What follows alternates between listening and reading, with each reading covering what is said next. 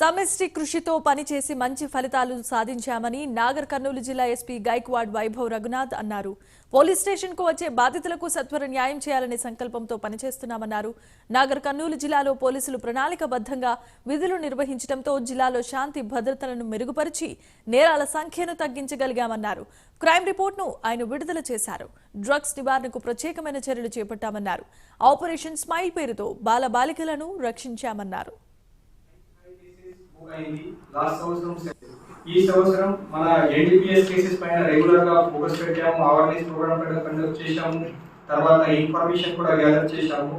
So ఈ సంవత్సరం total 7 cases register అయింది ఎన్డీపీఎస్. దీంట్లో 12% అరెస్ట్ చేయడం జరిగింది.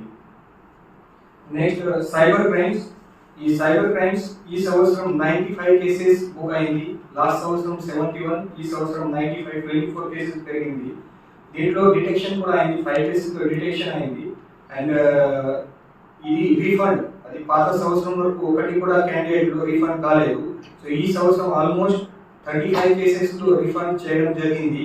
విక్టిమ్ లో 10,08,000 రూపీస్ ఇప్పుడు రీఫండ్ అయింది అది. అండ్ సైబర్ క్రైమ్ గురించి ఈ సంవత్సరం 1081 అవేర్నెస్ ప్రోగ్రామ్ కూడా కండక్ట్ చేశాము. నెక్స్ట్ మనకి ఎన్ఫోర్స్మెంట్ వర్క్. ఈ ఎన్ఫోర్స్మెంట్ వర్క్ లో ఈ సంవత్సరం రెగ్యులర్ గా ట్రాఫిక్ ఎన్ఫోర్స్మెంట్ కానీ